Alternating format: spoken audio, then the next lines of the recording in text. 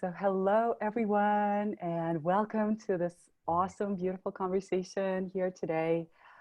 Today I have a privilege to interview one of my dear mentors and a woman of strength and such inspiration, Kamala Devi McClure.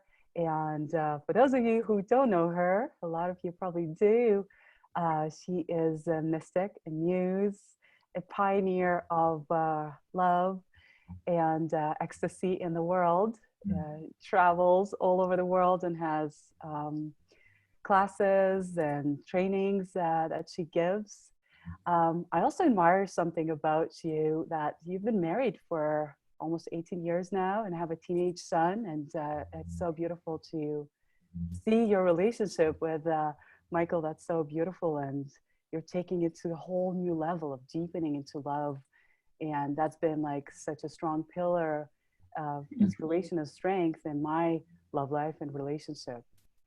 So welcome here today. And you just launched your book, The Sex Shamans, True Stories of Sacred Sexuality and Awakening. That's a really bold theme and book to be out, birthed in the world today. Yes, thank you, Marina. It's great to be here and to share. It's like I feel like I'm connected to a message, a deeper message that's bigger than me, and the honor of getting to actually compile stories, true stories from 20 different shamans, in order to give people a flavor and a taste of this path that's normally so like enshrouded in mystery. And I want to demystify it, and I want to empower you, the reader, to experience, like, what is sex shamanism? So beautiful. That's my first question. Let's demystify that. What is a sex shaman, or even like, sexual spiritual practice? Yeah. How can we use that as a practice? And what is a sex shaman? Yeah, the essence is our life force energy. So sex, isn't just centered in the genitals. And a lot of people connect it with sex is for relationship, and that's just to be held between, two people, whether or not you're married. It's almost like, relationship has a monopoly on sexuality, but sexuality is like every part of our aliveness. It's how we came into the world. It's, our merging with our food and nature, and even just merging in dream time, at night, dropping deeper into the soul and the self. And there's a shift between, sex as this, like, I don't know, like this exercise or activity, into sex as a way of being, alive. And that can actually bring us to higher states of ecstasy. And what shamanism is when an individual, whether it's a healer, a teacher, a guide, but it's usually, someone who's going into an ecstatic trance in order to divine, to vision, to heal, to gather non-physical information to bring into the physical world to support the tribe. And that's the essence of shamanism. And everybody associates it with, plant medicine and tribes and lineages. And it's like, this is giving us permission to acknowledge that inherent in our own life force energy, everybody has within them the ability to reach ecstasy and to be an oracle, and to bring that into the well-being of their life. Beautiful, beautiful. Thank you. And of course, like, probably most of people can relate of having these experiences, of these, out of body experiences that are, DMT is activated. We have visions, the world is more colorful, but there are occasional experiences. And I work with women, and they do mention that, oh my God, I had this incredible soul connection. And it was like this one time thing that just, miraculously happened. And there it is, it's gone. So when I hear you speak, and especially like writing a book, it's like, it's obviously not something that happens just by fluke or magic. It's something that could be, accumulated and cultivated with purpose and intention, and then used for our healing or acceleration into our dreams, manifestation, etc. So how can people, of course, I love, the simplicity of also your teachings, how you say solo practice first. Mm-hmm. So very often people think about these experiences like, oh, I need another partner or human being that's like super magical for me to experience that. Right. So very often women don't own that power enough that we can also generate that. So maybe the question is like, how can we first generate this sacred sexuality, this ecstatic experience within ourselves, and then take that into a practice with a partner? So here's the deep irony. I think what you're saying is so fundamental, and everybody listening would totally agree. Oh yeah, self-love. We can only love others to the degree we love ourselves. And conceptually, we get that we are, each of us like an extension of source energy, and that we all have the spark of the divine. And so we know this, but the irony is when I'm really honest about how we can cultivate this solo practice, the answer is in community.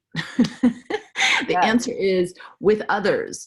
And I say that because this conversation, for example, is even, it's synergistic. We're having a conversation, and whoever's listening, it's like we're suggesting we try new things to get different results. And the book, like we have 20 authors in the book. And part of the reason it's like all these different stories is because by borrowing inspiration and letting yourself be mused by others, it actually enriches the individual journey. Because the solo practice can be, it's a dualistic one where on one experience you can feel separate and lonely and cut off, or you can feel that your self practice is a doorway into like other beings, whether that's a lover that's there, or like I'm another Marina, I'm another, Michael, I'm another, like that person is another self. And then we can actually expand, our experience into all of humanity. And so I say it's a paradox because it's this irony around, especially the feminine impulse is so relational, so like wants to connect and merge. And the irony is to cultivate that and doing that alone. You have to do it yourself, but you don't have to do it alone. But there is something to really being able to self-activate. And somewhere in that whole paradox is the conversation of boundaries. Like, okay, a lot of that feminine that wants to merge, we can actually abandon ourselves when we start to merge into other energies. And instead it's like the boundaries allow us, to cultivate our energy and have it with, strong within us to overflow to others. Mm-hmm. Yeah, boundaries is a big conversation. And for the women that are listening and joining the conversation today, very often, we hear, we don't know very often where to start with boundaries and consent. And, some of us are very fortunate to have communities, like you're saying, that's your tribe that supports those conversations, keeps you accountable, checks in, double checks. But for those women who don't necessarily have that support yet, or don't even have the language for, and very often, we learn about boundaries, of course, by crossing boundaries or not having any. So that's how it starts. So let's talk a little bit more about like a practice for women where in a safe way they could explore some of that consent. Well, let's start with defining boundaries differently. I think the default definition is like, oh, there's walls that separate me from others, and the boundaries where I end and you begin. Right. And the reality is like the highest powered microscope, if we go into science and it was trying to look at where I end and you begin, like it couldn't even find that boundary, right? Like that there isn't we've got our skin, but even our skin is sloughing off and exchanging with, and breathing and touching and merging with others. And so I'm not just going to point out that boundaries change and evolve and, and like they're more like doors that open and close, but I want to redefine it as a boundary is what allows me to be at my best. And so when I want to be like radiant and full and resourced, like the goddess, energy, when I'm really in the full moon kind of phase of the feminine, then it's like, I want to be treated in a certain way in order to shine. And when my boundaries aren't honored, if I'm not clear about those boundaries, or I don't know what they are, or I don't know how to tell people, then all of a sudden, like, I start to leak energy and wane and shrink, and like things are messy and unclear. And so it's so valuable to own that, like, boundaries empower us. What are my boundaries? How do I speak them? How do I, when something's crossed, when a boundary's crossed, how do I show up to clean that up, to educate people on how I like to be treated? Or in the extreme cases, move away from people, places, and things that don't honor my boundaries. Yeah. And what could be like a simple way for women to start? Very often, like, I work with women, and very often they are either like really unfulfilled in their love life, sex life mostly. And there was a fear there of like expressing a desire fully and that desire not being met, or a boundary being crossed. Very often women are even in relationships, dynamics where they're going against their will almost, so their sexuality is like, there was no consent with their partner, and this is their intimate, like, even in monogamy, like this, right. So how do we start to create this language and, go for our desires and also speak our boundaries in a way that's not threatening? Because we're getting away from this like codependent old paradigm. That's another big aspect here. And we are stepping into a new paradigm of like being more co-empowering and shifting this conversation to a more conscious way of like, we want to please each other. We want to elevate each other. We want to have a more fulfilled love life, sex life. So how do we start these conversations in a way that's like not threatening or, not intimidating to women or their partners? We have to get that when people really love us, people who really care, want to honor our boundaries, and to anchor in that, to root that, to know that, despite whatever historic programming we might have had as little, as children, who were taught that in order to get love, you have to do something, right?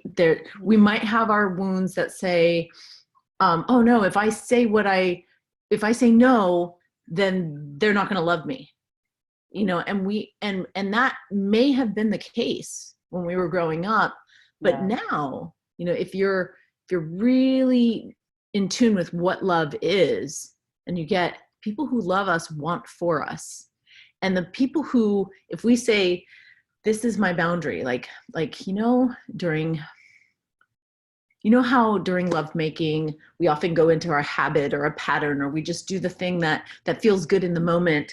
I'd like to slow down and really check in and really see how it's feeling. So let's not go into habit. Let's feel. And if I say, no, I'm not ready, or this doesn't feel good, it's just a way of me saying, I want to be a yes, to everything that is happening. And sex is so much juicier and more fun and more pleasurable for everyone if everyone's a yes. So let's slow down and check in.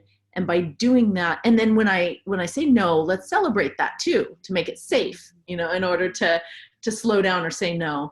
And if someone is not excited about that conversation, if someone's like, well, I just want to do what, we always do, or, if you say no, it means I'm getting rejected, that person isn't in love, like in the practice of, oh yeah, I want to love, I want for you. Instead, they're in the practice of,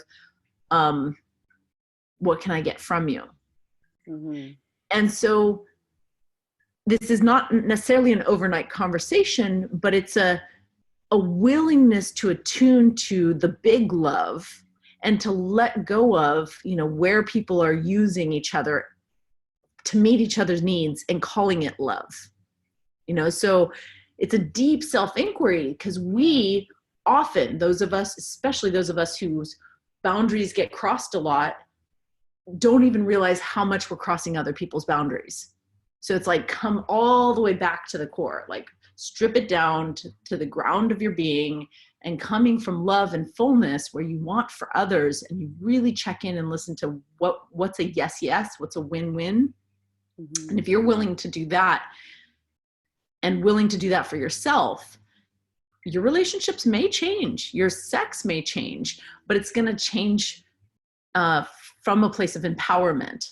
And it's a willingness to lose the pseudo love, that you've been conditionally exchanging in order to get like true love that really honors and allows you to shine.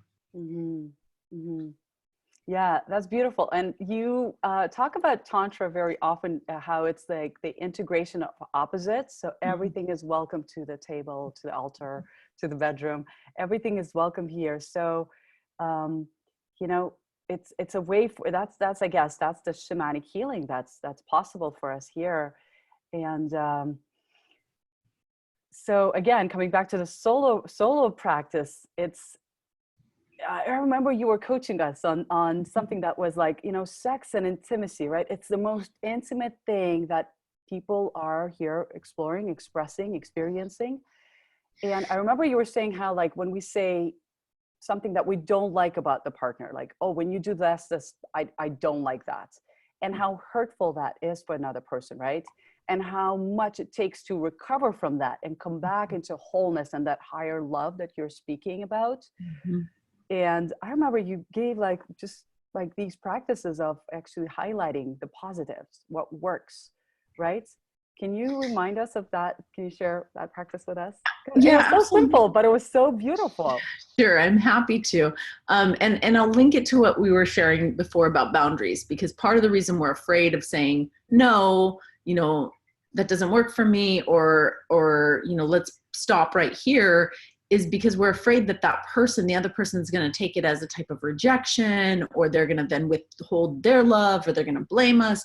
And so a big part of communicating about what works and doesn't work for us sexually, it's so vulnerable, because it's like the stakes are so high. Like, oh no, what if I say what I want or don't want, and then I lose love? I mean, the stakes are so high that our infant child inside feels like we're going to die if we lose out on that love. Right. Or get rejected. Totally. And so when we're making love, if we're really coming from the wholeness of who we are, it's not just the adult conscious, God or goddess showing up to lovemaking. It's also the wounded little child who's seeking love, who's seeking like healing. So all of us is there. And so when oftentimes the child hears a no, it's like, oh no, I'm going to lose love. And, and there can be like panic and pain. And so there's a sensitivity around how, when we're in conscious partnership and we've agreed to communicate, because communication, everybody knows, is like integral to the quality of your connection. Yes. So if we've agreed to communicate sexually, we want to be extra tender around how much goes unspoken sexually, and how much self-esteem and vulnerability is in it. And as such, we want to really appreciate, be tender, so that if you have a boundary, and you're telling someone, for example, I'll give you a really juicy feminine example of like too much pressure on my clit, right? Like, okay, that's too much pressure on my clit. That could be taken as an insult, or like you're putting that, you're criticizing that person's, sex technique. And so it is true though that doesn't work for you. So you want to acknowledge, like, oh, thank you. It feels, I love your attention or your eagerness, right? So it's like an appreciation, and it's too much pressure on my clit, right? Which is what doesn't work for me. But I'd really love for you to, like, continue stroking me gently, or just cup my yoni, or, so you're giving instructions that's like positive and it feels so good. And by sandwiching whatever boundary it is that you have with affirmations or acknowledgments, that it's a way of saying, like, I welcome your desire. I'm not rejecting your sex, but I'm also honoring my sex. Mm-hmm. And so it's this dance of both. And the shortcut technique is, anytime you're giving any sexual feedback, to sandwich it, like, here's what's working, here's what, I need adjusted, and then here's another thing that would work. Mm-hmm. So framing it in a more encouraging way. And yes. Thank you. That was a huge game changer for me personally. So that was like epic. Well, and also as the feminine has been often labeled as like control freak, or, like too commanding or demanding. And it's really, part of it. And I say the feminine because even if a male body is doing anal sex, it's like, when you're the one being penetrated, you want to really be clear and signal about, this is the vulnerable, tender part that needs to give feedback. And then one can be like, oh, I don't want to be too controlling or too, demanding. So then they don't say anything, and then their boundaries get crossed. And then if you do that so many times, you get numb. You stop feeling. Your body just turns off and says, like, look, I'm not going to say anything anyway, so I might as well just numb out. And unfortunately, sex becomes desensitized. But by slowing down and communicating more, we can bring more presence and more aliveness to our sex. Yeah, that's beautiful that you're speaking to that. I've been personally, like, really putting a lot of emphasis on how do I communicate with precision, with clarity of, what my desires, where my boundaries are, but yet not emasculating or not being too bossy, but being soft, being feminine, but clear with what's needed here. So. And give yourself permission to be sloppy and messy and do it wrong. It's more important to speak it, even if it's harsh and wrong, and it's like, oops, I was, because it may be challenging in the heat of the moment when someone's putting too much pressure on your clit, like, to think about how to frame it. It's like, just speak it, and then you can, like, soften it. But don't abandon the body. Don't abandon yourself, your truth, your pleasure. That's beautiful. You're worth it. You deserve it. Yes. And I love that the simple instruction here is, like, for us to slow down always, like, slow down and just be present to what is. Beautiful. I think I've got, two more questions for you. There was one around, like, again, segue into the previous conversation, and, like, how, of course, we think about sex for pleasure very often. And as a sex shaman, we use sex for healing. So everything is welcome, right? The whole spectrum of emotions, the painful ones, the challenging ones. So can you speak more to that aspect, where it's not? Yeah, I want to clarify. That sex runs up and down, all the way up, all the way down, the core of our being. It is our ecstatic current, and our and healing may be a doorway. It may be what's needed, because we have so many collective wounds, guilt, shame, fear in the culture that's embodied now in everybody's DNA. And so healing is one dimension, but pleasure itself can be healing. And pleasure is absolutely welcome and celebrated. And it's just not, it's not like hedonistically pursued to the expense of everything else. It's like, it's part of the whole, pleasure is. But there's also higher vibrations. I look at it almost like a continuum where healing might be at the foundation, but then we go into higher states of pleasure, and then we can go into ecstasy and even oneness and enlightenment and experiences of, like, direct experience of the God force, and that power, that piercing of the veil is also part of shamanism. And so one can enter into the practice not for healing, but for meditation, for worship, for divination. There's a whole range of medicine that's available when one, really cultivates their sexual energy. And, we want to welcome that healing, maybe the initial doorway, and it may come up at every stage, at every level. So it's all part of the whole. Yeah, thank you for clarifying that. That just leaves so much room for, to be and bask in it and explore. All right. I think I've got one last question. I heard that one of your, from your other book, the 52 Fridays, a polyamorous, queer, kinky, tantric love story. Sounds so juicy. I can't wait to get that. And you talk about fantasies for women and how important fantasies are. And it opens up a whole, new paradigm for us. So how can women use these fantasies to have more fulfillment, I guess? Or what's your take on, Sure. So, I know the emphasis of this, we're celebrating International Women's Day, and I know the emphasis is on the feminine, but fantasies are, they exist in a realm that is beyond gender.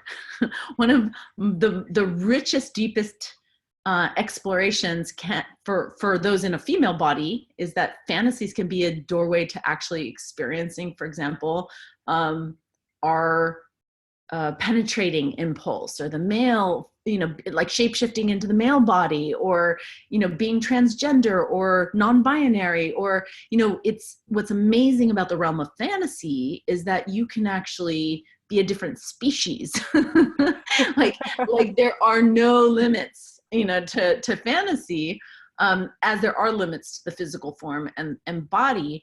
So it brings like a cartoon, imaginative, like permission to the bedroom as a playground. And this is very, I won't say controversial. I'll just say there's an edgy line here as a, devoted Tantra practitioner who, for in most cases, when I'm working with people, it's to get them into their presence, into their breath, into the here and now, and to expand their senses here, as opposed to escaping into the fantasy of eroticism or porn or, erotic novels. And one of the distinctions is often like the feminine likes erotica and the masculine likes the visual stimulation of the porn. So it's often like the deep conversation is more the feminine. And so just honoring that we all have both, and acknowledging that this is an enhancement, can be, to the deep embodied experience. So my work in this realm is not to turn off what's happening, disconnect from what's happening in the body and go away to fantasy. It's to actually weave dream time into our connection, so that, Marina, if you and I were doing an erotic dance, it's not like I'm going somewhere without you. Like I would be potentially sharing with you, or, we'd be co-creating the fantasy, or maybe we'd be having our separate fantasies, but then after our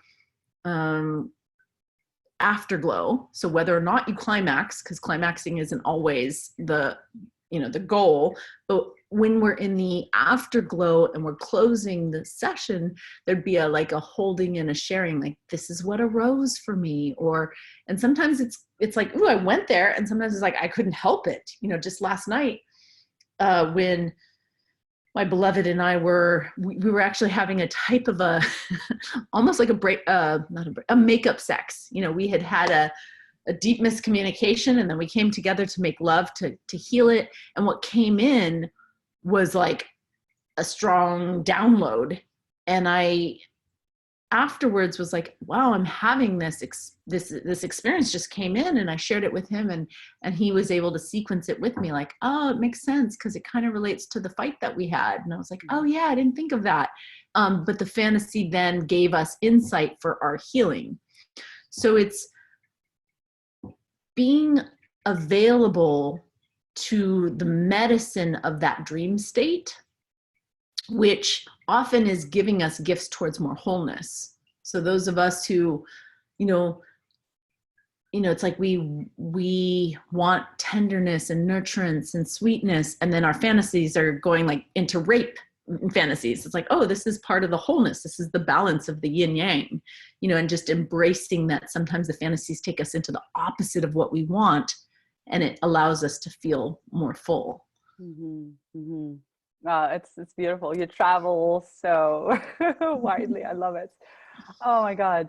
Thank you so much for It's a pleasure. taking the time. And we'd love to, I'm going to post some of the links, of course, to your book, The Sex Shamans, and also the 52 Fridays. Yeah. And yay. And I think we've got like a tiny little gift that we can offer to our listeners. We can Yes, I'd be happy to stay in touch, which is on my website, kamaladevi.com. I actually offer a roadmap to polyamory, a tantra term, like kind of quick guide, which has lots of tantric terms that can be really illuminating, and some videos. And so there's a link to the free stuff on kamaladevi.com. But what I would recommend most is getting onto my mailing list so that we can stay in touch just on a monthly basis. I'll give you updates on what's happening, and I'll also offer more free gifts there. Yeah.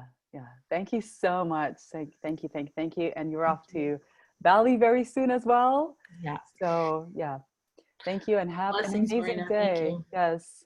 Bye.